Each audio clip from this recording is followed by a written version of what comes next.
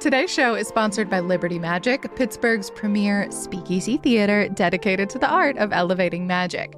This time they're presenting Javi Benitez in the show Handmade Miracles. So this is his first visit to Liberty Magic, and you can expect a performance full of impossibility, passion, and poetic deception.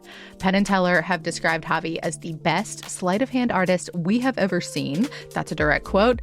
And Javi is also internationally acclaimed. This combo of visual artistry, heartfelt storytelling, it's all supposed to give you this sense of astonishment and also laughter. Handmade Miracles runs from June 4th to July 5th. Get tickets at trustarts.org/magic before they disappear. Today's episode is supported by the Pittsburgh Book Fest, paging all readers. Book it to the Carnegie Library of Pittsburgh in Oakland on Sunday, May 30th for the 5th annual Pittsburgh Book Fest. Created for book lovers by book lovers, this free event features programming for all ages. Hear from award-winning authors like Stephen Rowley, Catherine Newman, Daniel Kraus, John Scalzi, Meg Medina, and more. Learn more and register for free at pghbookfest.org.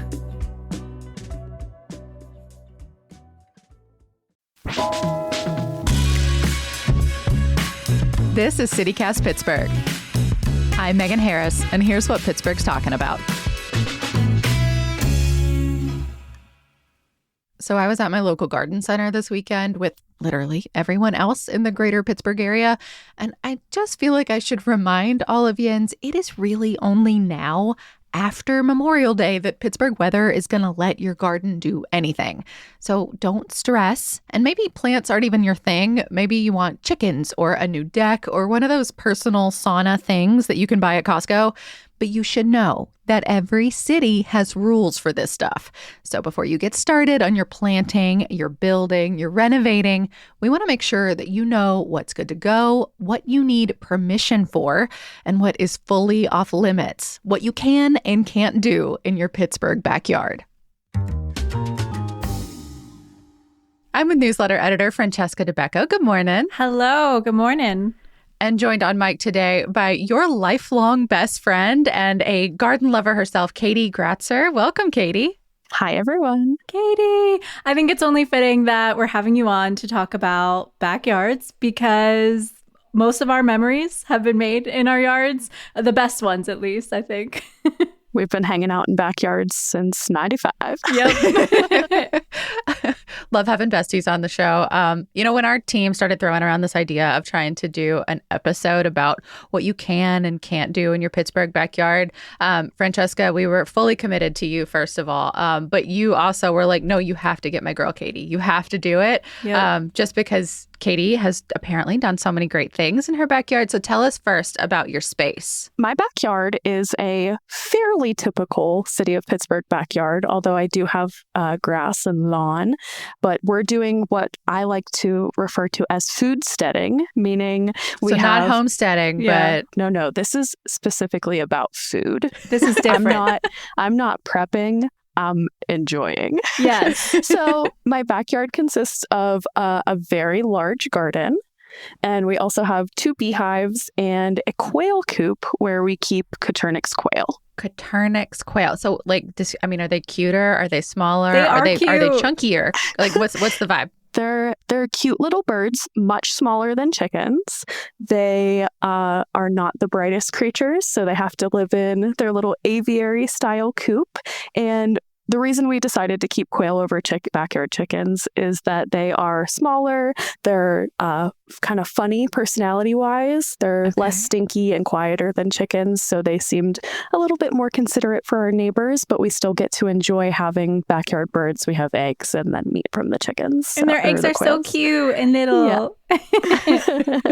They're really fun. Let me paint a picture, though, because Kaydi's garden takes up nearly every square foot of her yard. Like, it's so impressive. And the front side of the yard has fruit trees. So, like, the whole back is just, like, every thing that you can imagine growing, like zucchini, tomatoes, beans, cabbage, onions, garlic. I could not even possibly name them all. Wait a second. I'm suddenly having a memory. Kaydi, are you the friend of Francesca's who grew the prize-winning tomato? I am. I am that friend. What fair was it that you took home a blue ribbon?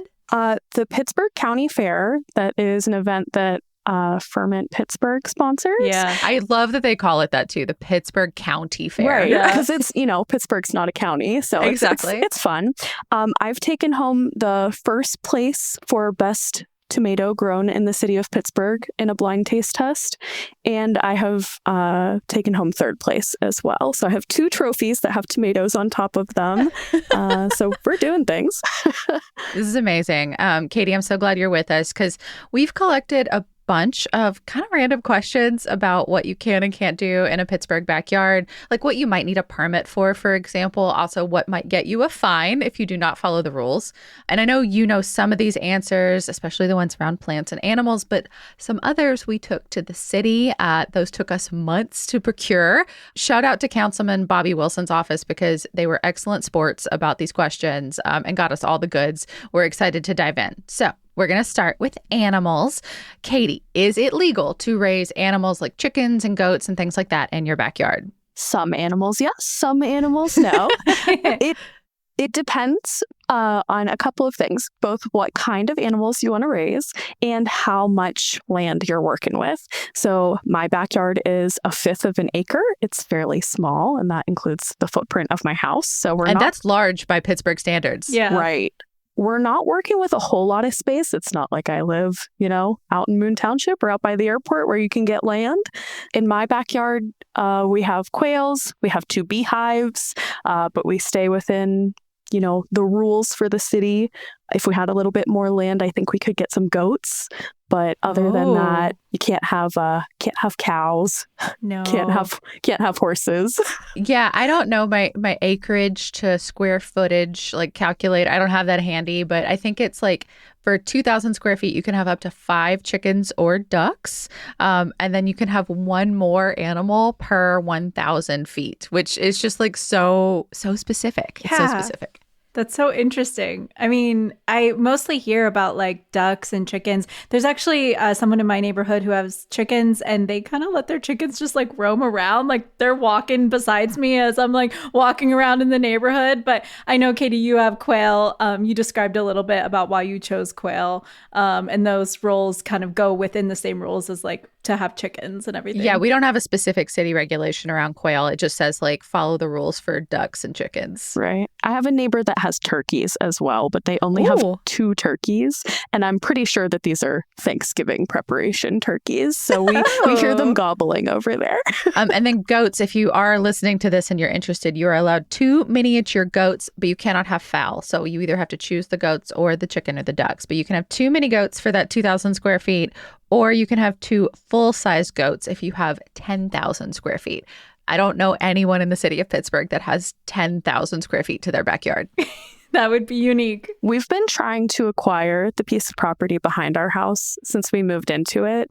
That would allow me to have those goats that we're talking about. Oh my goodness. So, okay, Kaydi, I got all my fingers and toes crossed for you. If you're the person who owns the piece of property behind my house, please, I've been asking for years. They know who they are. But, and if Kaydi gets goats, then I can rent them out and they can eat the knotweed in my backyard. So tell us about bees, because you mentioned you have those as well. Yeah, the bees are a project of my husband's primarily. So it was really his idea to get the bees, and he really maintains most of what goes on with them. But he really became interested in beekeeping before he was born. His grandfather used to keep bees, so it's kind of a family legacy type thing. And also just something he was interested in. So we have 2 beehives. We just got them in spring of 2024, so last year. So this is our second summer with the bees. And honestly, they've been so easy. They don't attack anybody. They don't sting. I would say a lot of misconceptions about bees and how aggressive they might be. We have small children in our neighborhood who walk up and down our street. I can get close to the hives without my bee veil or my bee suit on, and we haven't ever had any issues. The only time my husband has been stung is when he's actively getting in the hives, doing inspections and things like that. So really cool to learn about bees, and the added bonus of getting honey is really neat. So we've really enjoyed keeping the bees. And having them pollinate your garden. I bet things have just been so lush and just, popping off. Kaydi, you surprised me when you first told me how many bees are in a single hive. Can you remind me of that? Yeah, a single beehive can have 40 to 80,000 bees. What? So all them girls in there having a good time, but it's a lot. And that's another one that's like based on space. But Kaydi, the thing that I was struck by is that when you were talking about this, before we got on mic, you said that for your lot size, you're allowed to have 8 hives. You only have 2. Like that is insane. A wild discrepancy. Yes. I think my neighbors would be upset at 8 hives, truly. We try to fly under the radar and not upset anybody because we're definitely doing more than your average neighbor, but we try to keep it low key. So just 2 is good for now. Yeah. And to have beehives, you also need to be registered as an apiary with the state of Pennsylvania. And technically, they are allowed to come out and inspect. Kaydi, has anyone ever poked around your hives? We, to our knowledge, have never been inspected, but we welcome, if it's for the safety of all the bees, we're a registered apiary. So.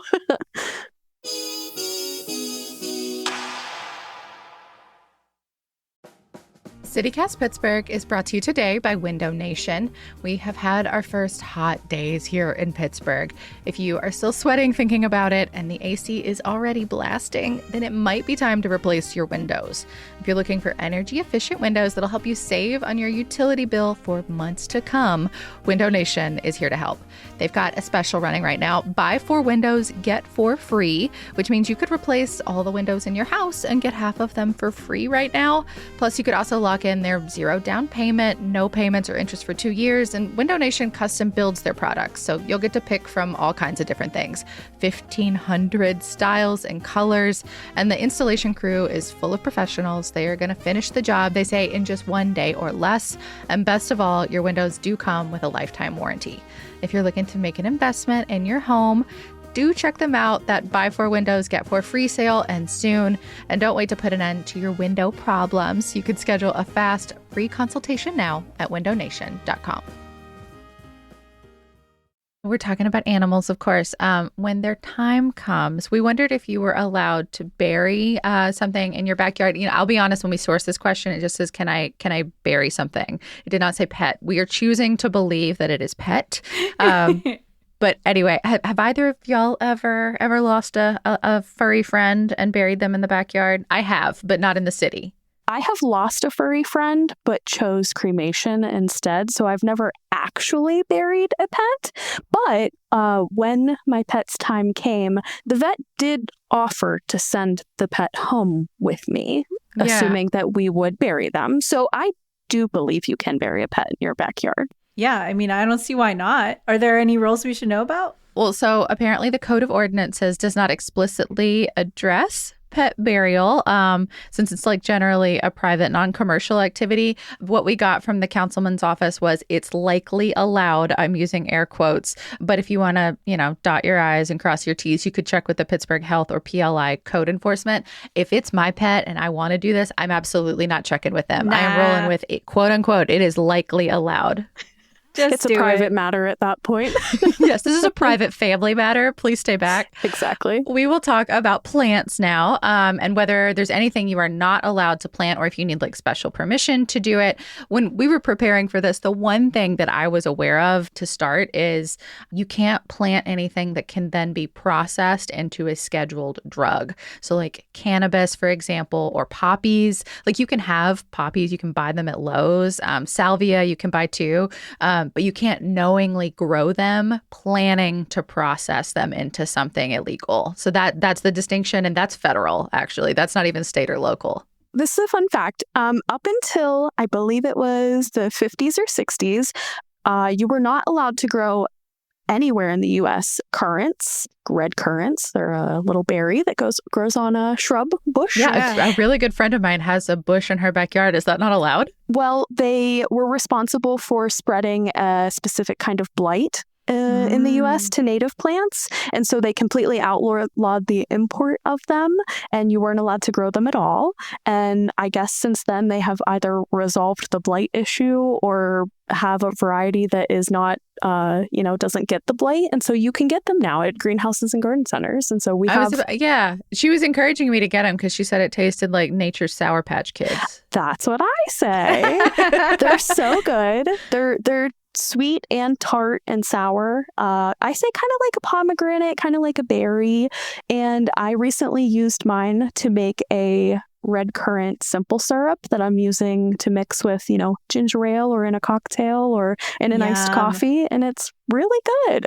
Kaydi, I have also heard that you plant some like more interesting plants as well, like loofah. I didn't even know that was a thing you could grow. That's what we're into. So I kind of put the plants that we grow in our garden, I put in 3 categories. We've got your regular schmegular things that prize-winning tomatoes.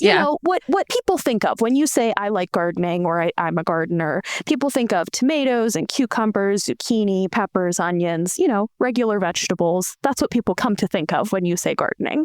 We grow all those, and that's fun, and that gives us something to eat. Then like the second category I'd say is like things that take more planning. So things like garlic, you have to plant in the fall so that you get it next summer. Asparagus, grapes, corn, fruit trees, figs, things like that. Those are like a little bit more advanced, like kind of second tier gardening.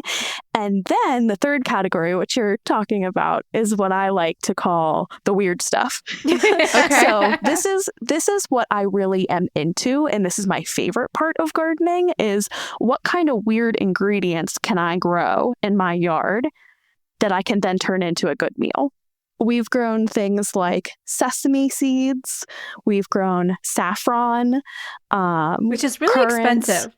Yes. It's never once occurred to me where the saffron came from. Not one time. Very privileged in that way. It's part of a flower. It's the little stamen in the center of a flower. So you only get 3, the little threads that it is, you only get like 2 or 3 of them per flower. And okay, so no wonder this is so expensive. Yeah, and it has to be handpicked. So that's why it's so expensive. So we have saffron. And then my husband has grown hops to make beer with. Yes. He's grown tobacco plants before just because he wanted to know what it was like. And then the loofah, which people, when they see loofah in the store, always think it's a sea sponge for the most part. It's not a sea sponge. It's a vegetable. It's a gourd. And so when I saw this the first time, I was stunned. I was like, I had no idea this is how it grew, where it came from. I've seen them on Instagram, but same, like Francesca, I had no idea this was a thing until I saw someone make a video of it. Yeah. So you grow the gourd and then you let it dry out on the vine and you peel the skin off of it, and then it's like a sponge. So people will like make soap and put pieces of loofah in it, which is probably what you're seeing people sell on like Etsy or Instagram. And then you can use it for all kinds of stuff. I mean, it's biodegradable because it's plant material. And so it's a great way to like wash your dishes or clean around the house. It's very useful and very eco-friendly because it biodegrades. So it's a cool thing to have. Okay, so we're back with questions about what you can and cannot do, maybe in your backyard. These next few we're going to go through are what I'm loosely calling behaviors that you can or can't do. Backyard behaviors. First and foremost, this was one of our favorites. Can you technically be naked in your own backyard? Do either of you want to hazard a guess? I wouldn't want to. It hard depends on how close those neighbors are. I don't know if I have a problem with it. If my neighbors want to be naked on their deck, I think I'm okay with that. I mean, I think, as long as the rule is probably as long as other people like can't see you. Like, I'm sure there's ways that you can still remain private, but I'm not gonna lie. One of my neighbors does his yard work shirtless and he wears tan pants all the time, and he really throws me for a loop. I'm like, I do a double take and like, fine, if that's your journey, but wear sunscreen, please. If you're sun tanning, I think, if you want to topless suntan in the backyard. No harm, no foul. Yeah. Yeah. Well, here's the answer. Pittsburgh law does not ban being naked on your own private property. You are correct, though, Francesca, if you are out of public view, because Pennsylvania law bans indecent exposure in public spaces. So if you are intentionally exposing yourself where someone else can see, and if neighbors can see you, if like they find that to be indecent exposure, they can report you, which is not really a city problem, but it could be a state law problem. Ooh. I guess that seems fair. There's not a single part of my yard you can't see from a street. So sorry, guys. You'd be a little more delicate about that. I also think like fences make a big difference in that equation, but hey. Okay, next question. Can you light fireworks or like burn things in your backyard? So like a burn barrel, a fire pit, a solo stove if you're fancy. Kaydi, I have heard through the grapevine that this is a little controversial in your family. This is a sore subject in my family because I have a close relative who works for the city and has told me explicitly that I cannot have a campfire and roast s'mores in my backyard. I don't believe it. You know, if that's true, then arrest me because have they given you a source for that? No, and that's part of the issue. So I've debated with this family member for years that every time I have attempted to, be a good citizen and read the code, I can't seem to find where it says I cannot burn in my backyard. So I'll admit, guys, I've done this one. I've had some s'mores, and I have sat around that fire. We have made mountain pies. We're responsible. Yeah, of course. Okay, so we'll start with burning things since that seems to be where like the emotions lie here. This one's managed by Allegheny County, and small fires, a minimum of 15 feet away from any nearby structure, is okay. So it's 3 by 3 by 2. If you're going to have anything that like bigger or you're like intentionally burning things for destruction, an open burn permit is required. So you can get that through, there's a city like portal thing that we'll talk about later.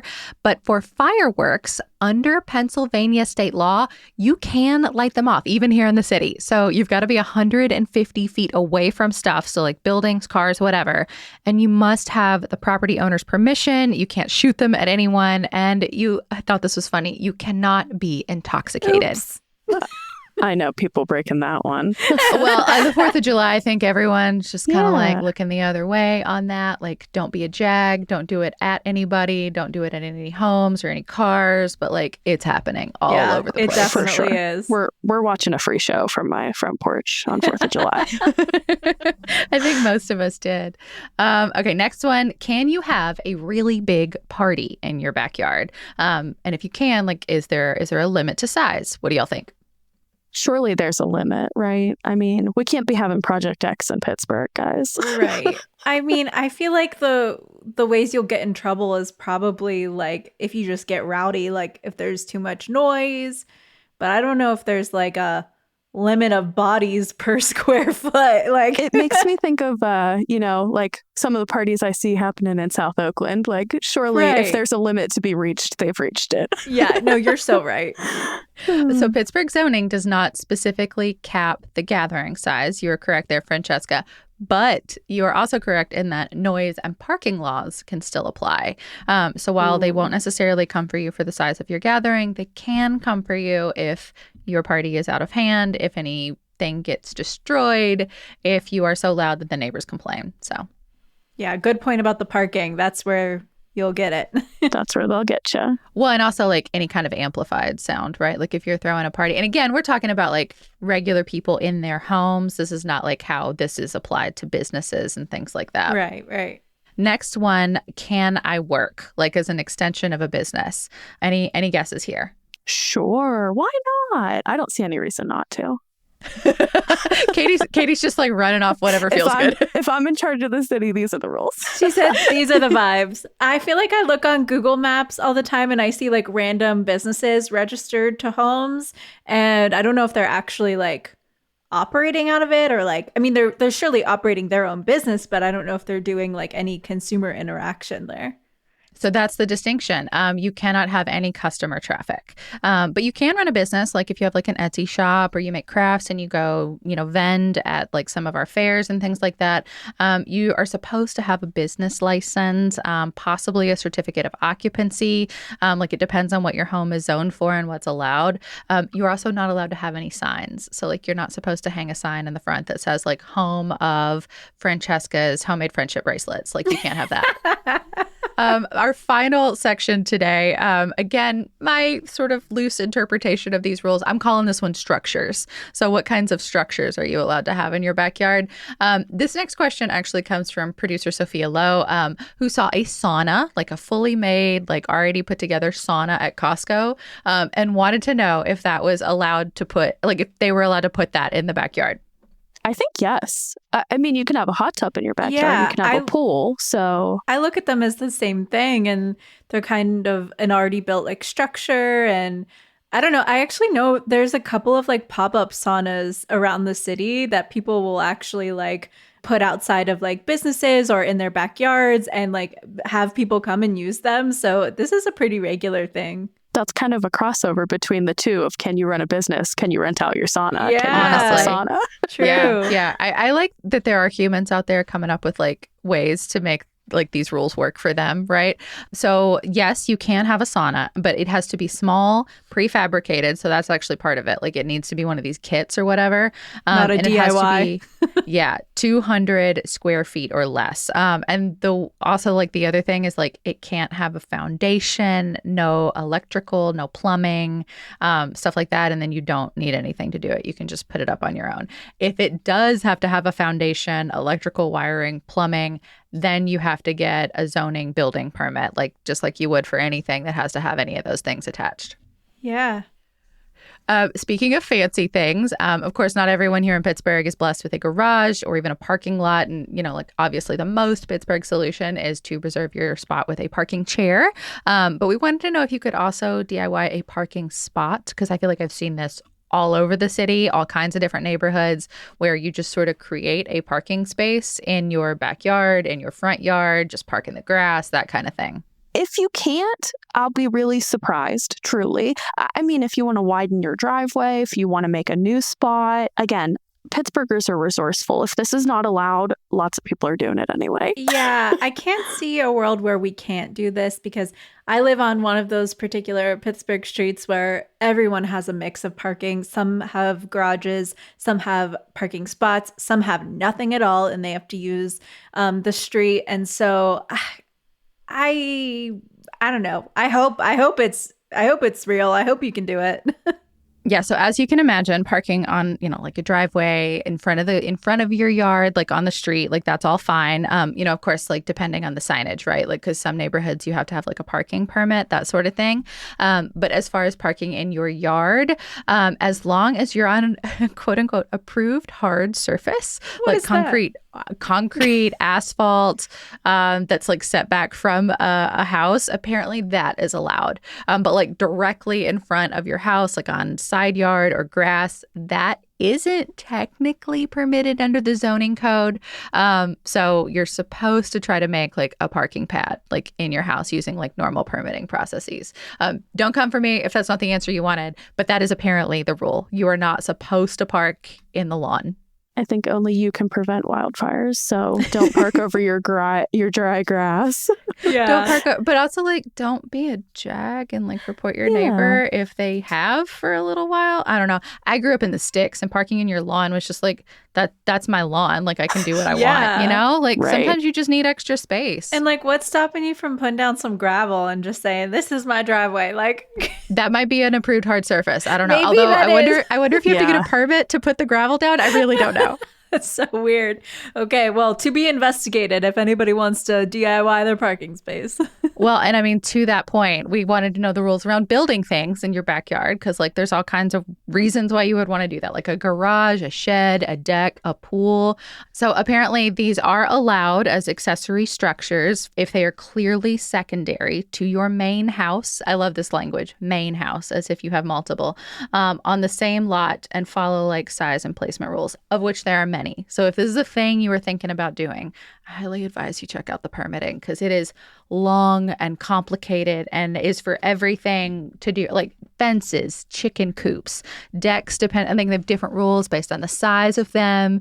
Like anything with a foundation, the pool depth, like gets into different kinds of permits. It's wild, like how specific this stuff gets. Oh man, you need someone to spell it out for you, I feel like at that point. I mean, is it the same thing for decks? Was that a part of it? Kaydi, I know you recently had a deck adventure. We recently built a deck at my house. It's not attached to my house at all whatsoever, and it is not up off the ground by more, if you fall off this deck, you're not more than twisting an ankle. So we it was relatively easy for us.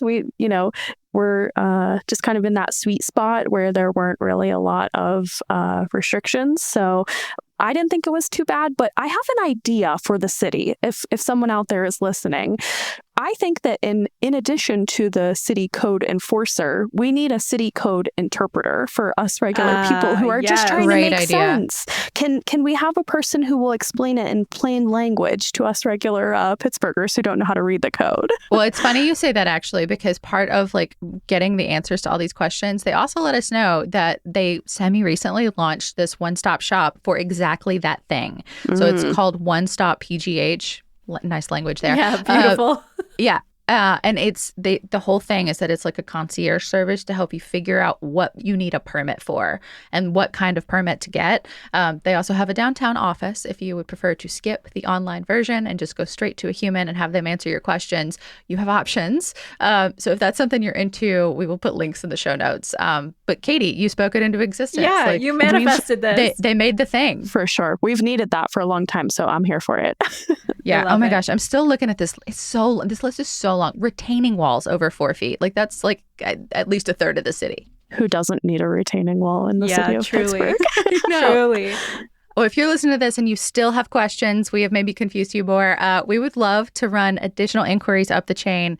Please give us a call or text us. That's 412-212-8893. Give us a call on the Help Me hotline, and we will try to figure out your answers to what you can and cannot do in your backyard. Kaydi, Francesca, thank you so much. Thank you. Thanks for having us. That is all for today here on CityCast Pittsburgh. A huge thank you to everyone who came out to yesterday's event with the Pittsburgh Foundation and the Grapevine Design Collective. We debated what Pittsburgh's brand was. I got to be the moderator. I got to heckle. And y'all, thank you so much to all the members who came out. It was so much fun to meet y'all and to hear what you think of what Pittsburgh's brand is. If you want access to more fun stuff, more ways to hang out with us, you can become a CityCast Pittsburgh neighbor at membership.citycast.fm. One of the perks is invites to neighbor-exclusive events and a heads up when they're ticketed for the public.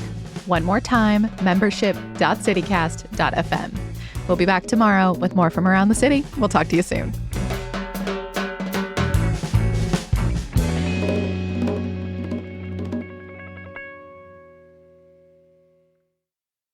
Your backyard behavior hotline. your